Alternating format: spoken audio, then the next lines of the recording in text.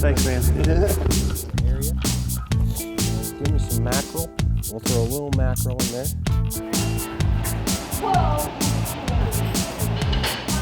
This week, I want to share an incredible treasure with you. Oh, look at that one. My family enjoyed it, and I'm sure yours will too. They're all around. Oh my gosh. Oh my goodness. It did it again. Whoa, look at that. I'm talking about Johnny Morris's Wonders of Wildlife National Museum and Aquarium in Springfield, Missouri.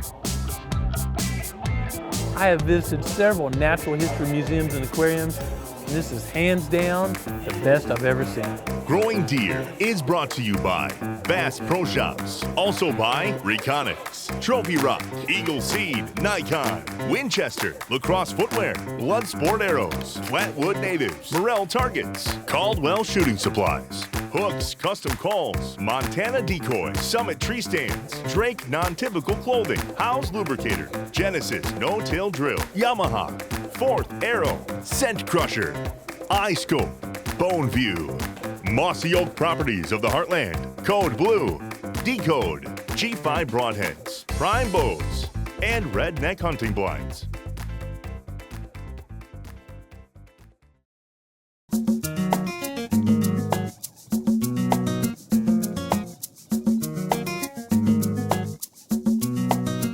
As great as the exhibits are in the wonders of wildlife, I'm even more impressed that Mr. Morris had the vision to tell the great story of conservation and the contributions of hunters and anglers throughout the museum. So during Christmas break, Tracy, Ray, Ray's friend Julianne and I went to the Wonders of Wildlife.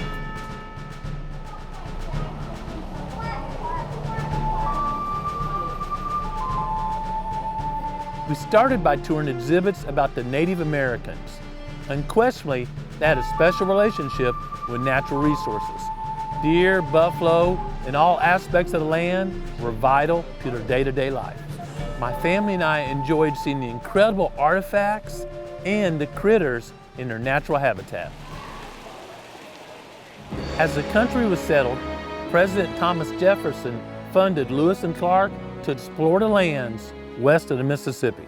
The Lewis and Clark expedition inspires wonder in every outdoorsman and every conservationist. Can you imagine the sights they saw as they pushed across the American West? Well, you can see those sights because here at the Wonders of Wildlife Museum, they have 100 paintings that an artist went and retraced the exact steps of Lewis and Clark and painted the landscape, and then of course put in the scenes that they would have seen based on their journals. It's one of my favorite parts of the Wonders of Wildlife. Unfortunately, the bountiful natural resources that Lewis and Clark observed were soon facing trouble. This is a mule deer here. What's the little tiny one? There was a time when critters were harvested solely for their monetary value, and this mindset caused a great depletion of critters and their habitat. One of the characteristics I most appreciate about the Wonders of Wildlife Museum is the story it tells, not just the beautiful dioramas of all the ecosystems throughout the world in North America, but it tells the story of conservation. It tells the story what we as citizens can do to conserve our resources and the contributions we're making.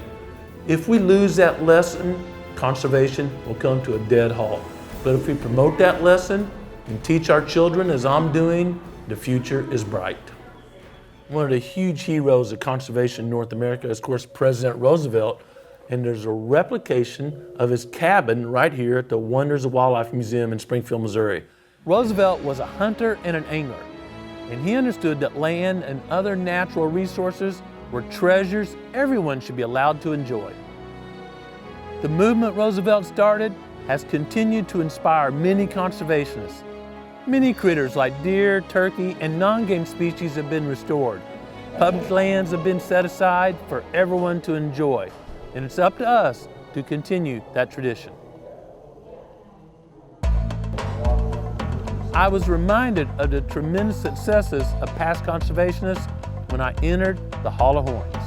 As a deer biologist, this is one of my favorite exhibits. The Hall of Horns in the Wonders of Wildlife Museum is more than the best collection of whitetail heads in the world. It represents conservation at its finest. Whitetails were on the verge of extinction many years ago, and great conservationists got together and put protection programs in, habitat improvement programs in, and allowed whitetails to repopulate their native range. Now, we're blessed to have whitetails throughout all that range to enjoy, to see, to chase, to manage for, and yes, to harvest, to consume the venison. This is a great example of working together to protect the resource, not just growing deer, but imagine all the other animals that benefit from conserving whitetails in that habitat. Some folks simply see trophies, but I see a huge success story and a great reminder that many men and women sacrifice to give us the natural resources we enjoy today. Every year, millions of dollars are contributed by hunters and anglers so everyone can enjoy creation. Whether you're a hunter or angler, you still benefit from the work of those that contribute.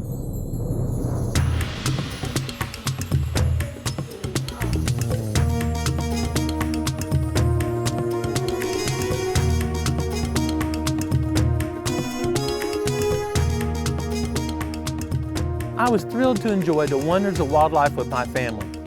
Like a great work of art, there are many layers. There's the surface layer of just a beauty, and then there's layers and layers and layers of messages and education that we all can learn from. Mr. Morse frequently reminds us that we all live downstream, and it's our job to conserve these resources and improve them for future generations. I believe we can all learn from the wonders of wildlife and become better conservationists.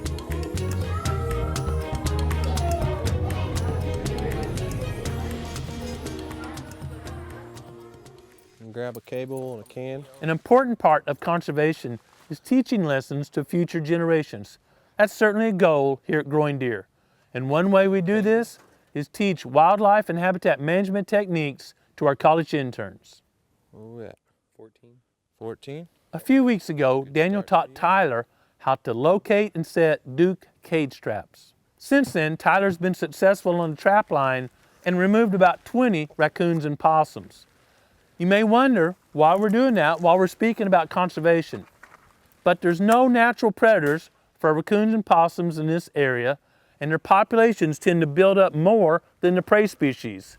If we don't work towards achieving a balance, these nest predators can actually reduce populations of game and non-game species.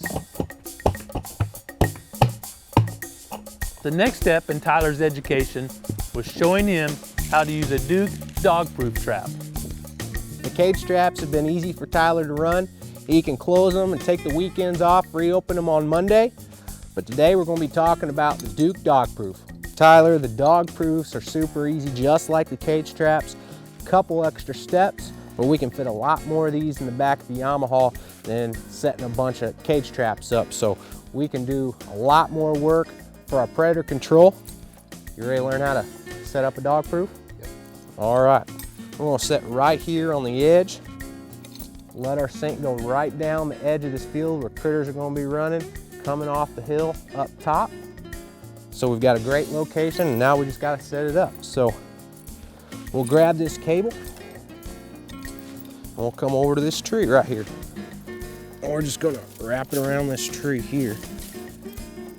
Run it through. Tighten it up so a raccoon doesn't take our trap anywhere. So then, Tyler, we're just going to take this link here, loop it around, screw it on. We want to make sure this link is tight, because raccoons, they'll pull this trap out, they'll be spinning around. Don't want this working loose. Take a flathead screwdriver, bring that down, flip this pin down. Clamp goes right over that, just like that. We don't want it off to the corner. Some people like that hair trigger. We don't want that. We want something that's going to commit and grab that trigger inside and yank it and commit to the trap. We don't want a hair trigger going off as soon as they stick their hand in, and then they can pull it out without getting trapped. So we don't want a hair trigger, so we want it solid. We've got just like that. Our trigger's inside where they're going to pull, and then right here this is gonna go around their foot and hold them. So once it's set like that, I'm gonna stick it in the ground, just like so. And then we're gonna start baiting. This cat food will just drop in there. Just throw a couple marshmallows in there. It's been warm, so they're kind of looking for some sweet, so we're gonna toss a few in there. And then let's do a little cat food. We'll do just a couple trails right out, just like you've been doing, right up. There you go. Get them in the area. And then give me some mackerel. We'll throw a little mackerel in there. Whew. Love that smell. We'll throw a little in there. They're looking for some meat and fishy smell. We'll throw that right out there. All right. Last step, Tyler, we're just gonna take tin can, we're gonna throw it over the top just like that. That's gonna protect it from the rain, snow, any kind of weather. That way this trap's working for us throughout the entire week, and we're good to go. Raccoons, they'll just come up, and they'll just pop that right off, stick their hand in. So this is set, and we're ready to head on down trap line. There's several advantages to these traps. They're small, you can get a dozen or more in a 5-gallon bucket, easy to set, and their design is such that it can be used even in urban areas because a dog or other animals simply can't trigger the trap. I'm confident that in just a couple days, Tyler will become just as skilled with the dog-proof trap as he was with the cage trap. We'll continue to share more trapping tips throughout the season. Another way to teach conservation principles and recruit future conservationists is take a kid hunting. And recently, the Kentucky team did just that.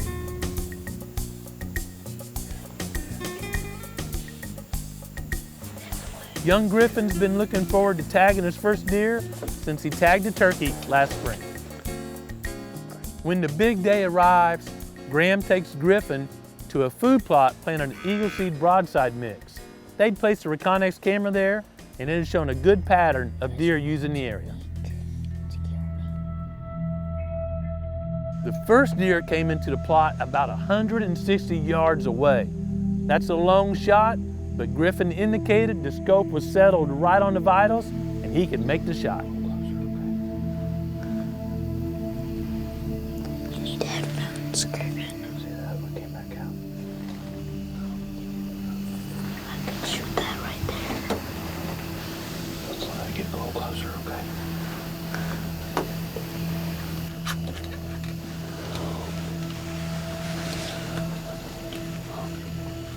Griffin, be Hey.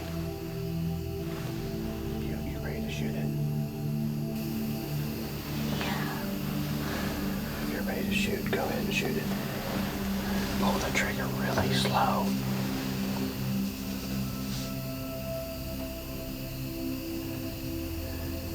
Take your time, buddy.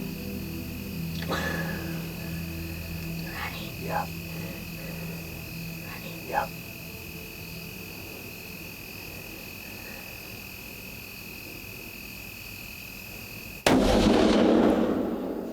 Oh, you hit him. You hit it. You hit it.